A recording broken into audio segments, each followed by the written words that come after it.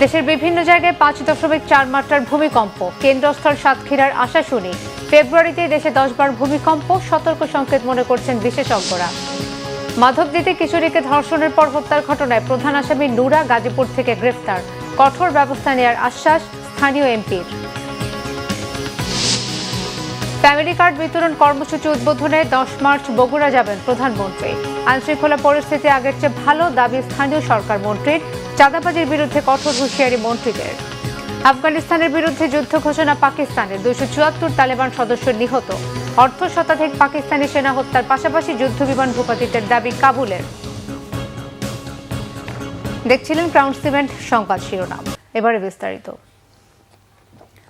ঢাকা সহ দেশের বিভিন্ন জায়গায় 5.4 মাত্রার ভূমিকম্প অনুভূত হয়েছে। আবহাওয়া অধিদপ্তর জানিয়েছে, ভূমিকম্পটির উৎপত্তিস্থল ছিল রাজধানী থেকে 188 কিলোমিটার দূরে সাতক্ষীরার আশাশুনিতে। জায়গাটি খুলনা জেলা শহর থেকে 26 কিলোমিটার দক্ষিণ পশ্চিমে এবং সাতক্ষীরা থেকে 18 কিলোমিটার দক্ষিণ পূর্বে। এর গভীরতা ছিল ভূপৃষ্ঠ থেকে 35 কিলোমিটার। ঢাকা ছাড়াও দেশের দক্ষিণ পশ্চিমাঞ্চলীয় বিভিন্ন জেলা এবং পার্শ্ববর্তী দেশ ভারতের কিছু এলাকাতেও কম্পন অনুভূত হয়েছে। তবে তাৎক্ষণিকভাবে এই ভূমিকম্পে কোনো ক্ষয়ক্ষতি বা হতাহতের খবর পাওয়া যায়নি। ফেব্রুয়ারি মাসেই বিভিন্ন মাত্রায় মোট 10টি ভূকম্পে কেঁপে উঠছে দেশ। ঘন ঘন এই ভূকম্পন ভূগর্ভস্থ শক্তিশালী টেকটোনিক প্লেটের সক্রিয়তা বিষয়ে আগাম বার্তা দিচ্ছে, যা একটি সতর্ক সংকেত। বিল্ডিং কোড বানার পাশাপাশি পুরনো ভবনগুলো রেট্রোফিটিং করার বিকল্প নেই বলেও মনে করেন বিশেষজ্ঞরা। বলেন, বড় বিপর্যয়ের আগে আগাম সতর্ক ও জনসচেতনতা থাকা জরুরি। মোবাশ্বের আহমদের রিপোর্ট।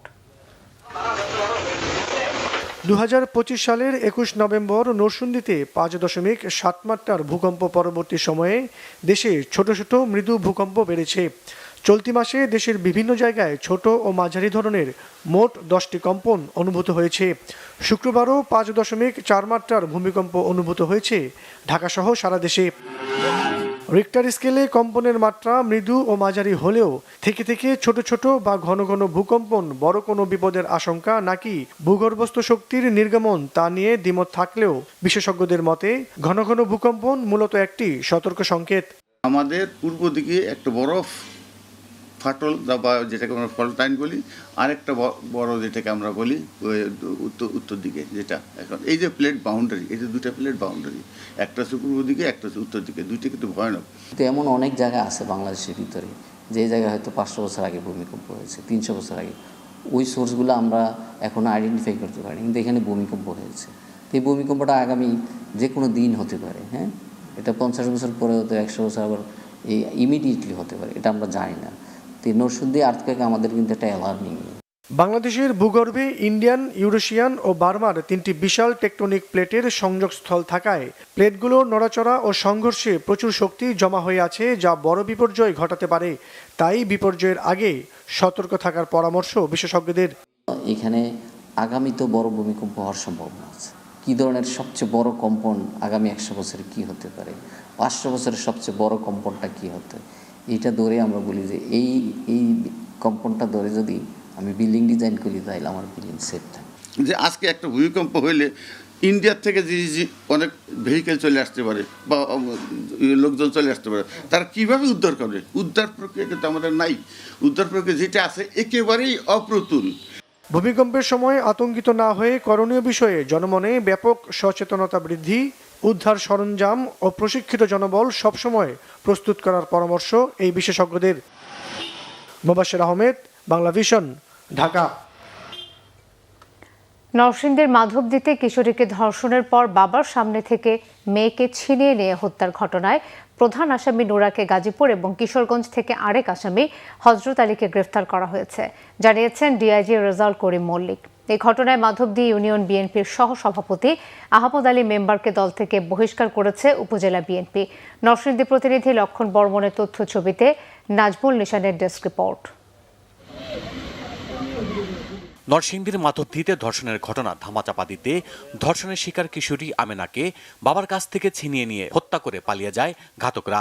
বৃহস্পতিবার একটি ফসলি জমির পাশ থেকে উদ্ধার করা হয় তার লাশ। স্থানীয়রা জানায়, সপ্তাহ দুয়েক আগে স্থানীয় বখাটে নুরার নেতৃত্বে মোট 6 জন আমেনাকে সংঘবদ্ধভাবে ধর্ষণ করে। অভিযোগ উঠেছে অপরাধীর সাথে রফাদফা করে মোটা অঙ্কের অর্থ আত্মসাৎ করে এবং কোনো বিচার না করেই ঘটনাটি ধামাচাপা দেন স্থানীয় ইউপি মেম্বার। পাশাপাশি ধর্ষিতার পরিবারকে গ্রাম ছাড়তে চাপ প্রয়োগ করেন। 3 রাস্তার মোড়ের তনে নুরার বন্ধু বান্ধব লইয়া নুরা আমার জামাইরা আটক করিয়া পিস মুড়ায় ধরিয়া ছুরি ঠেকাইয়া আমার জিয়ারে আমার জামাই রাতে তো ছিনে নিয়ে গেছে। আল্লাহকে যারা এই কাজ করছে যারা করে নাই যে ইয়ে করছে নাকি সবাই যারা ঘুষকেছে ফাঁসি চাই আমরা সব ফাঁসি। সৈয়দ মিলের সামনে থেকে 5 জন লোকে মুখ ঠাসানো ধরে সৈয়দ মিলের পিছিয়ে নেওয়া যায় জাপের নিচে 5 জন লোকে মিলে দর্শন করে এই অন্যায়কারীর রেজায় দৌড়া দিতারে বা দরতারে হার কঠিন বিচারক। বৃহস্পতিবার দিবাগত রাতে নিহত কিশোরীর মা ফাহিমা বেগম বাদী হয়ে নুরা সহ 9 জনকে আসামি করে মাধবদী থানায় মামলা করেন। এরপর সকাল অবধি বিভিন্ন স্থানে অভিযান চালিয়ে মোট 5 জনকে গ্রেপ্তার করে পুলিশ। এরই মধ্যে ঢাকা রেঞ্জের ডিআইজি রেজাউল করিম মল্লিক ঘটনাস্থল ও মাধবদী থানা পরিদর্শন করে বলেন, মূল অভিযুক্ত নুরা সহ বাকিদের গ্রেপ্তারের চেষ্টা চলছে। আজকে আমরা পিও ভিজিটে গিয়েছিলাম। পিও ভিজিটে যাওয়ার পরে সেখানেও পরিবারের তার বাবা মার সাথে কথা হয়েছে, ভাইয়ের সাথে কথা হয়েছে, তারা বিস্তারিত বলেছে। গত রাত থেকে আমাদের অভিযান চলছে। এই মুহূর্তে একটি টিম ঢাকার বাইরে অবস্থান করছে।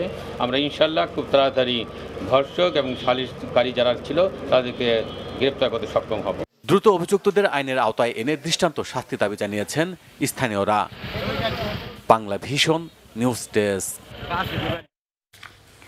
এদিকে নরসিংদীর মাধবদীতে কিশোরী ধর্ষণ ও হত্যায় জড়িত অপরাধীদের গ্রেফতারের দাবি জানিয়েছেন নরসিংদী 1 আসনের সংসদ সদস্য খায়রুল কবির খোকন। বৃহস্পতিবার রাতে তিনি তার ভেরিফাইড ফেসবুক পেজে এই দাবি জানান। পাশাপাশি আইনশৃঙ্খলা বাহিনীর কাছে নিহত আমিনার পরিবারের জন্য ন্যায় বিচারের নিশ্চয়তাও চান। এদিকে শুক্রবার দুপুরে তিনি দলীয় নেতাকর্মীদের নিয়ে ভুক্তভোগী কিশোরী স্বজনদের সাথে সাক্ষাৎ করেন, প্রতিশ্রুতি দেন সঠিক বিচার নিশ্চিত করার। নরসিংদীর জেলা প্রশাসক এবং সব আইনশৃঙ্খলা রক্ষাকারী বাহিনীকেও দ্রুত মামলার তদন্ত শেষ করে দোষীকে আইনের আওতায় আনতে প্রশাসনের প্রতি আহ্বান জানান তিনি। আসামিদেরকে আইনের আওতায় এনে গ্রেপ্তার করে নিরপেক্ষ তদন্ত করে কঠিন শাস্তিমূলক ব্যবস্থা করুন। আমরা জানি যে বলার পরে তারা যে উত্তর দিলেন আর কি, সেটা বললেন যে 4 জনকে অ্যারেস্ট করা হয়েছে, যে মূল আসামি নুরা এখনো তাকে নাকি গ্রেপ্তার করতে পারেনি। আমি বলছি 48 ঘন্টার মধ্যে তাদেরকে গ্রেপ্তার করতে হবে এবং এইটা যেই দলের হোক, যেই মতেরই হোক, যত প্রভাবশালী হোক, তাদেরকে অবশ্যই আইনের আওতায় আনতে হবে। তাদের ব্যাপারে জিরো টলারেন্স, কোনো ছাড় দেওয়া হবে না। আপনারা এই যে ঘটনা ঘটেছে এটা অত্যন্ত নিন্দনীয়। বিএনপি যে প্রতিশ্রুতি দিয়েছিল তা বাস্তবায়নের লক্ষ্যে কাজ করে যাচ্ছেন তারেক রহমান। সকলকে সঙ্গে নিয়ে জাতি গঠনে এগিয়ে যাবে বিএনপি, বলেছেন স্থানীয় সরকার, পল্লী উন্নয়ন ও সমবায় মন্ত্রী মির্জা ফখরুল ইসলাম আলমগীর। শুক্রবার ঠাকুরগাঁওয়ের হাজীপাড়া হাফিজিয়া মাদ্রাসার বহুতল ভবনের ভিত্তিপ্রস্তর উদ্বোধন শেষে সাংবাদিকদের তিনি কথা বলেন। ভেঙে পড়া রাষ্ট্রীয় প্রতিষ্ঠান পুনর্গঠনে নতুন সরকার কাজ শুরু করেছে বলেও জানান মির্জা ফখরুল। তিনি বলেন, পূর্ববর্তী ফ্যাসিস্ট সরকার রাষ্ট্রীয় বিভিন্ন প্রতিষ্ঠানকে দুর্বল ও অকার্যকর করে ফেলেছিল। নতুন সরকারের সামনে বড় চ্যালেঞ্জ হলো সেসব প্রতিষ্ঠানকে পুনর্গঠন করা, জবাবদিহিতা নিশ্চিত করা এবং সুশাসনের কাঠামো পুনঃপ্রতিষ্ঠা করা।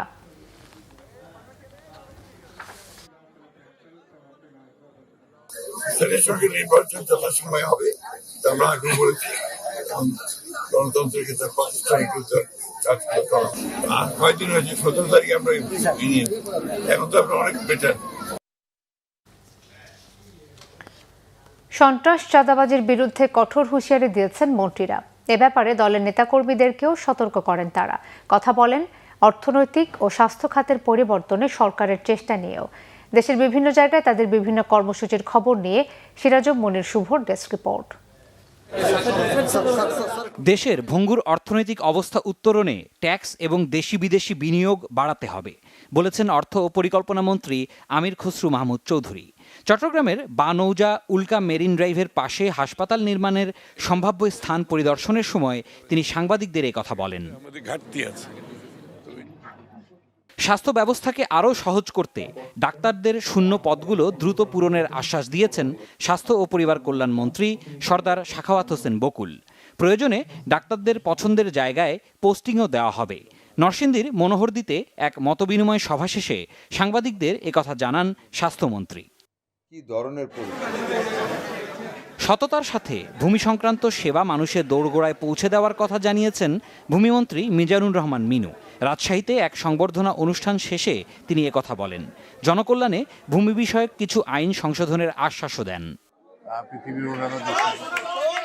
ফসল সুরক্ষায় বাঁধ নির্মাণে দুর্নীতি প্রতিরোধে সরকার পাহারাদারের ভূমিকা পালন করবে বলেছেন পানি সম্পদ মন্ত্রী শহীদ উদ্দিন চৌধুরী অ্যানি। জানান, বাঁধ নির্মাণে অনিয়ম বিষয়ে জিরো টলারেন্স নীতি নিয়েছে সরকার। সুনামগঞ্জে হাওরের ফসল রক্ষা বাঁধ নির্মাণ কাজ পরিদর্শন শেষে একথা বলেন তিনি। পার্বত্য অঞ্চলের সবার কাছে উন্নয়নের সুফল পৌঁছানোর আশ্বাস দিয়েছেন পার্বত্য চট্টগ্রাম বিষয়ক মন্ত্রণালয়ের মন্ত্রী দীপেন দেওয়ান। রাঙামাটি সার্কিট হাউসে সাংবাদিকদের সাথে মতবিনিময়ে মন্ত্রী একথা বলেন। এ সময় তাকে ফুল দিয়ে বরণ করেন প্রশাসনের কর্মকর্তারা। দেশে আর ফ্যাসিবাদের উত্থান হবে না জানিয়েছেন বেসামরিক বিমান পরিবহন ও পর্যটন প্রতিমন্ত্রী এম রশিদুজ্জামান মিল্লা। জামালপুরে এক মতবিনিময় সভায় তিনি একথা জানান। বলেন, প্রতিটি জায়গা দুর্নীতিতে ছেয়ে গেছে, এসব বন্ধে সবাইকে এক হয়ে কাজ করতে হবে।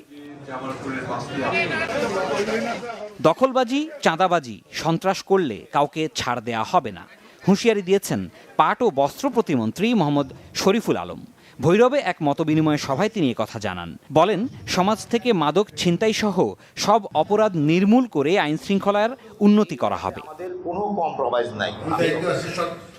দেশে আর চাঁদাবাজি, সন্ত্রাস ও দুর্নীতির সুযোগ নেই মন্তব্য করেছেন জনপ্রশাসন প্রতিমন্ত্রী আব্দুল বারী। জয়পুরহাটের কালাইয়ে নেতাকর্মীদের সাথে মতবিনিময়ের সময় তিনি একথা জানান। দলীয় নেতাকর্মীদের প্রধানমন্ত্রীর নির্দেশনা অনুযায়ী কাজ করার আহ্বানও জানান তিনি। সিরাজুম মুনির শুভ, বাংলা ভিশন, নিউজ ডেস্ক। অনুমতি ছাড়া কোনো শিক্ষক অন্য পেশায় যুক্ত থাকলে তদন্ত করে তার বিরুদ্ধে প্রয়োজনীয় প্রশাসনিক ও আইনগত ব্যবস্থা নেওয়া হবে বলে জানিয়েছেন শিক্ষামন্ত্রী ডক্টর আ.ন.ম এহসানুল হক মিলন। তিনি বলেন, শিক্ষা প্রতিষ্ঠানের শৃঙ্খলা ও জবাবদিহিতা নিশ্চিত করতে সরকার কঠোর অবস্থানে রয়েছে। শুক্রবার বিকেলে চাঁদপুরের কচুয়া উপজেলায় আইনশৃঙ্খলা কমিটির সভা শেষে সাংবাদিকদের বিভিন্ন প্রশ্নের জবাবে শিক্ষামন্ত্রী এসব কথা বলেন। তিনি বলেন, শিক্ষকতা একটি মহান ও দায়িত্বশীল পেশা। সরকারি বিধিমালা লঙ্ঘন করে কেউ যদি অন্য পেশায় সম্পৃক্ত হন তবে তা শিক্ষা ব্যবস্থার জন্য ক্ষতিকর হতে পারে। শিক্ষকতার বাইরে অন্য পেশা পারমিশন নিতে হয়, এটা সরকারি নিয়ম যে পারমিশন না নিলে এদের বিরুদ্ধে ইনভেস্টিগেশন হবে। শুনেন, আপনারা হলেন জাতির দর্পণ, আপনারা সবকিছু দেখার চেষ্টা করেন এবং আপনারা যদি সিনসিয়ারলি অনেস্টলি রিপোর্টিং করতে থাকেন, আমরা সেই রিপোর্টিংগুলি দেখে দেখে ব্যবস্থা নেব। সরকার দলীয় নেতা ও কিছু মন্ত্রীদের কাঁচা কথাবার্তা সমাজে অস্থিরতা তৈরি করছে বলে অভিযোগ করেছেন জামাত ইসলামীর আমির ও সংসদের বিরোধী দলীয় নেতা ডাক্তার শফিকুর রহমান। শুক্রবার সিলেটে জুম্মার নামাজের পর সাংবাদিকদের তিনি একথা বলেন। দেশে মানুষের জীবনের নিরাপত্তা বিঘ্নিত হচ্ছে উল্লেখ করে জামাতের আমির বলেন, অপরাধ দমনে কঠোর অবস্থান না নিলে পরিস্থিতির উন্নতি সম্ভব নয়। কোনো অপরাধীর পাশে সরকার দলের কেউ দাঁড়ালে অপরাধ নির্মূল করা যাবে না বলেও সতর্ক করেন শফিকুর রহমান। রাষ্ট্রপতির অভিশংসন প্রসঙ্গে তিনি বলেন, দলীয় ফোরামে আলোচনা করে এ বিষয়ে সিদ্ধান্ত জানাবেন। সরকার ভালো কাজ করলে সহযোগিতা করার আশ্বাস দেন সংসদের বিরোধী দলীয় নেতা। অবস্থা ভালো নেই এবং এর জন্য ইতিমধ্যে সরকার দলের কিছু গুরুত্বপূর্ণ দায়িত্বশীল ব্যক্তি এমনকি মন্ত্রী পর্যায়ে থেকে এমন কিছু কাঁচা কথাবার্তা বলেছেন যেটা সমাজকে এখন অস্থির করে তুলছে এবং অপরাধকে উস্কে দিচ্ছে। এই সমস্ত দায়িত্বজ্ঞানহীন কাণ্ড কারখানা চলতে থাকলে এই দেশ ভালোর দিকে যাবে কিভাবে? দায়িত্ব মূলত সরকারকেই নিতে হবে। আগামীতে হারজিত যাই হোক, এনসিপির সকল স্থানীয় সরকার নির্বাচনে অংশ নেবে বলে জানিয়েছেন দলটির মুখপাত্র আসিফ মাহমুদ সজীব ভুইয়া। দুর্নীতি দমন কমিশনে ভিত্তিহীন ইস্যুতে মব তৈরি করে অভিযোগ দেওয়া হয়েছে বলেও দাবি করেন তিনি। শুক্রবার রাজধানীর শ্যামপুরে আয়োজিত এক ইফতার মাহফিলে অংশ নিয়ে তিনি এসব কথা বলেন। আসিফ মাহমুদ আরও বলেন, বাংলাদেশের জার্সি পরে জুলাই গণহত্যার পক্ষে অবস্থান নিয়েছিলেন সাকিব আল হাসান। এ কারণেই তাকে বাংলাদেশের জাতীয় ক্রিকেট দল থেকে বাদ দেওয়া হয়েছে। অন্তর্বর্তীকালীন সরকারের সাবেক এই উপদেষ্টা আরও বলেন, তার বিরুদ্ধে আর্থিক কোনো দুর্নীতির অভিযোগ প্রমাণ দিতে পারলে যে কোনো বিচার তিনি মাথা পেতে গ্রহণ করবেন। তবে সাকিব আল হাসানকে বাদ দেওয়ার সাথে দুর্নীতির কোনো সম্পর্ক নেই বলেও জানান তিনি। আমার জানা মতে মামলা না, দুদকে কিছু অভিযোগ গেছে। আজকে আমিও সংবাদ মাধ্যমে দেখলাম যে দুদকে কোনো একজন ক্রিকেট প্লেয়ারের ভক্তরা গিয়ে মব তৈরি করে সেখানে অভিযোগ দিচ্ছেন। এখন আমারও একটা অভিযোগ আছে যে মানে তখন আমি সরকারের দায়িত্বে থাকাকালীন জুলাই গণঅভ্যুত্থানের বিপক্ষে অবস্থান নেওয়ার কারণে এবং শেখ হাসিনাকে এন্ডোর্স করার কারণে বলেছিলাম এবং সিদ্ধান্ত নিয়েছিলাম যে সাকিব আল হাসান বাংলাদেশের জার্সি পরে বাংলাদেশের পতাকা বহন করার কোনো নৈতিক অধিকার তার নেই। এখন সেটা যদি দুর্নীতি হয়, কাউকে যদি খেলতে না দেওয়া দুর্নীতি হয়, তাহলে সেটার জন্য আমার শাস্তি হোক, আমার কোনো সমস্যা নেই। এখন আমাদের আসলে খুবই হাস্যকর হয়ে যাচ্ছে বিষয়গুলো। সাকিব আল হাসানকে খেলতে না দেওয়ার কারণে তার ভক্তরা গিয়ে 1000 কোটি টাকার দুর্নীতির অভিযোগ করলো এবং গতকালকে সারাদিন সেটা নিয়ে সব মোটামুটি মিডিয়ায় এক ধরনের মিডিয়া ট্রায়াল চললো। রাজনৈতিক দল হিসেবে দ্বিতীয় বছরে পা রাখল জাতীয় নাগরিক পার্টি এনসিপি। নানা সীমাবদ্ধতা ও ঘাটতি থাকলেও গত এক বছরে জুলাই গণঅভ্যুত্থান ও জন আকাঙ্ক্ষা বাস্তবায়নে আপোষহীন ছিল এনসিপি, বলছেন দলটির আহ্বায়ক নাহিদ ইসলাম। তবে বিশ্লেষকদের মতে গণঅভ্যুত্থান পরবর্তী সময়ে নতুন দলটির সামনে সুযোগ ও সম্ভাবনা থাকলেও তা পুরোপুরি কাজে লাগাতে পারেনি এনসিপি। নাবিল জাহাঙ্গীরের রিপোর্ট। 24 জুলাই আগস্ট রাজপথে রক্তক্ষয়ী গণ অভ্যুত্থানে পতন ঘটে দীর্ঘদিনের ফ্যাসিবাদী শাসনের। এর 6 মাসের মধ্যেই 28 ফেব্রুয়ারি গণ অভ্যুত্থানের সামনের সারিতে থাকা ছাত্র সমন্বয়কদের নেতৃত্বে আত্মপ্রকাশ ঘটে তরুণদের রাজনৈতিক দল জাতীয় নাগরিক পার্টি এনসিপির। অন্তর্বর্তী সরকারের পুরো সময় জুড়ে এনসিপির রাজনীতি আবর্তিত হয়েছে জুলাই গণ অভ্যুত্থানের আকাঙ্ক্ষা বাস্তবায়ন, গণহত্যার বিচার ও সংস্কারের দাবিতে। ভবিষ্যতেও এই ধারা অব্যাহত রাখতে চায় দলটি। এই এক বছর অতিক্রান্ত হয়েছে, এর মধ্যে যেমন সফলতা আছে, অনেক সীমাবদ্ধতাও আছে, অনেক অপ্রাপ্তিও আছে। সব মিলে আমাদের এক বছর পূর্ণ হতে যাচ্ছে। তবে বাংলাদেশের মানুষের পক্ষে, গণ অভ্যুত্থানের আকাঙ্ক্ষার পক্ষে এনসিপি সবচেয়ে বেশি দৃঢ়ভাবে, বলিষ্ঠভাবে ভূমিকা রেখেছে বলে আমি মনে করি। চ্যালেঞ্জ আছে, কিন্তু জনগণের সমর্থনও আছে, কারণ মানুষ তো আসলে পরিবর্তন চায়, সংস্কার চায়। ফলে আমরা মনে করি মানুষের সমর্থন নিয়ে আমরা এই চ্যালেঞ্জ মোকাবেলা করতে পারি। দল গঠনের এক বছরের মধ্যে জোটবদ্ধভাবে ত্রয়োদশ জাতীয় সংসদ নির্বাচনে অংশ নিয়ে 30টি আসনের মধ্যে 6টিতে জয়লাভ করে এনসিপির প্রার্থীরা। বিষয়টিকে ইতিবাচক বলছেন এনসিপির আহ্বায়ক। 30টা আসনে একটা ভালো বিস্তৃতি হয়েছে। শাপলাকুলির প্রায় 21 লাখ মানুষ শাপলাকুলিকে ভোট দিয়েছে। আমরা সারা দেশে শাপলাকুলি প্রার্থী দিতে পারিনি, এটা জোটের কারণে আমাদের একটা সুযোগ হারিয়েছি। কিন্তু জোট থাকার কারণে আমরা 30টা আসনে খুব ভালো ফাইট দিতে পেরেছি। 6টা আসনে বিজয় সম্ভব হয়েছে জোট থাকার কারণে। তবে রাজনৈতিক বিশ্লেষকরা বলছেন এই নির্বাচনে এনসিপি শক্তিশালী রাজনৈতিক দল হিসেবে আবির্ভূত হওয়ার সুযোগ কাজে লাগাতে পারেনি। এইবারের নির্বাচনটা যেহেতু ইন্টারিম গভর্নমেন্টের সময় হয়েছে এবং 5 আগস্টকে কেন্দ্র করে হয়েছে, সুতরাং এবার যে অপরচুনিটি ছিল 300 জায়গায় এনসিপি নেটওয়ার্ক তৈরি করার, সেই সুযোগটা কিন্তু ভবিষ্যতে থাকবে কিনা মানে এটা এখনো বলা যাচ্ছে না। সকল কারণে এনসিপি যতটা অর্জন করতে পারতো ততটা অর্জন করতে পারে নাই। রাজনৈতিক দলের ক্ষেত্রে একটা শূন্যতা আছে, সেই শূন্যতাটা পূরণ করার যদি চেষ্টা সে করতে পারে এবং সেই জায়গাটাতে যদি তার একটা আপোষহীন ভূমিকা থাকে এবং এই ভূমিকাটা যদি পিপলের জন্য হয় এবং পিপল যদি সেটাকে অ্যাকসেপ্ট করতে চায়, সেক্ষেত্রেই তার ভবিষ্যৎটা উজ্জ্বল। অন্যথায় কিন্তু আমাদের আগের রাজনৈতিক দলগুলো, যত রাজনৈতিক দল হয়েছে বিএনপি, আওয়ামী লীগ, জামাতের বাইরে, তারা প্রত্যেকে কিন্তু প্যারাসাইট আকারে ছিল। তো এই জায়গায় যেন তারা না যেতে হয়। জুলাই গণ অভ্যুত্থানে নেতৃত্ব দেয়া তরুণদের এই রাজনৈতিক দল ভবিষ্যৎ বাংলাদেশের রাজনীতিতে নতুন বন্দোবস্তের দিশারি হতে পারবে কিনা সেই উত্তর সময় বলে দেবে বলে মনে করেন রাজনৈতিক বিশ্লেষকরা। নাবিল জাহাঙ্গীর, বাংলা ভিশন, ঢাকা। তথ্যমন্ত্রী জহিরুদ্দিন স্বপন বলেছেন, জনগণের কাছে অবাধ তথ্য সরবরাহ পৌঁছে দিতে সাংবাদিক সহ সকল অংশীজনদের মতামতের ভিত্তিতে জবাবদিহিতা নিশ্চিত করা হবে। শুক্রবার বরিশাল সার্কিট হাউসে এক সভা শেষে এসব কথা বলেন জহিরুদ্দিন স্বপন। গণমাধ্যমকে আধুনিক ব্যবস্থাপনার মধ্যে আনার গুরুত্ব তুলে ধরেন তিনি। বলেন, আধুনিক প্রযুক্তি নির্ভর বিশ্ব ব্যবস্থা এবং ইকোসিস্টেমের মধ্যে নতুন গণমাধ্যমের সাথে যুক্ত হতে হবে। তথ্য প্রযুক্তি ভিত্তিক গণমাধ্যমের যে প্রসার হয়েছে, এর সাথে যেভাবে খাপ খাওয়ানো দরকার তা এতদিনেও হয়ে ওঠেনি বলেও মন্তব্য করেন তিনি। সামগ্রিকভাবে গণমাধ্যমের ব্যবস্থাপনাটাকে আমরা একটা আধুনিক ব্যবস্থাপনার মধ্যে আনতে চাচ্ছি।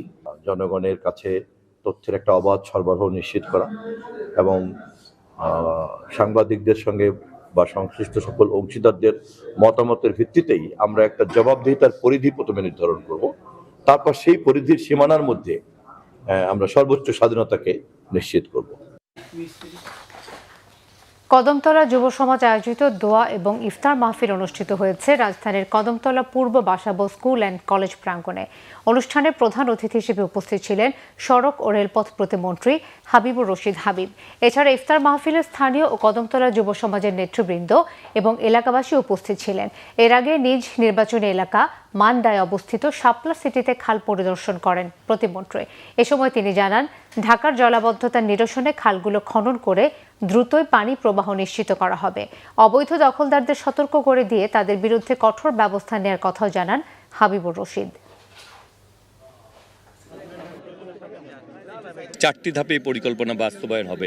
পুরোপুরি পরিকল্পনা বাস্তবায়ন 2028 সাল লাগবে। ইতিমধ্যে খালগুলি খনন কাজ কিন্তু শুরু হয়েছে। অবৈধ দখলদারদের তো আমরা কোনোভাবেই তাদেরকে আশ্রয় প্রশ্রয় দেওয়া হবে না। কেউ যদি আশ্রয় প্রশ্রয় দেয় তার বিরুদ্ধে ব্যবস্থা গ্রহণ করা হবে। সংবাদ শেষ করছি ক্রাউন সিমেন্ট শিরোনামগুলো আরও একবার জানিয়ে। দেশের বিভিন্ন জায়গায় 5.4 মাত্রার ভূমিকম্প, কেন্দ্রস্থল সাতক্ষীরার আশাশুনি। ফেব্রুয়ারিতে দেশে 10 বার ভূমিকম্প, সতর্ক সংকেত মনে করছেন বিশেষজ্ঞরা। মাধবদীতে কিশোরীকে ধর্ষণের পর হত্যার ঘটনায় প্রধান আসামি নুরা গাজীপুর থেকে গ্রেফতার, কঠোর ব্যবস্থা নেওয়ার আশ্বাস স্থানীয় এমপির। ফ্যামিলি কার্ড বিতরণ কর্মসূচি উদ্বোধনে 10 মার্চ বগুড়া যাবেন প্রধানমন্ত্রী। আইনশৃঙ্খলা পরিস্থিতি আগের চেয়ে ভালো দাবি স্থানীয় সরকার মন্ত্রীর। চাঁদাবাজির বিরুদ্ধে কঠোর হুঁশিয়ারি মন্ত্রীদের। আফগানিস্তানের বিরুদ্ধে যুদ্ধ ঘোষণা পাকিস্তানের, 274 তালেবান সদস্য নিহত, অর্ধ শতাধিক পাকিস্তানি সেনা হত্যার পাশাপাশি যুদ্ধবিমান ভূপাতিতের দাবি কাবুলের। এই ছিল এখনকার মতো। পরের সংবাদ সকাল 7:30টায় দেখার আমন্ত্রণ রইল। এছাড়াও বাংলা ভিশন সংবাদ ও সংবাদ সংশ্লিষ্ট অনুষ্ঠান দেখতে ভিজিট করুন www.bvnews24.com ও facebook.com/banglavisionnews এবং সাবস্ক্রাইব করুন youtube.com/banglavisionnews। ধন্যবাদ।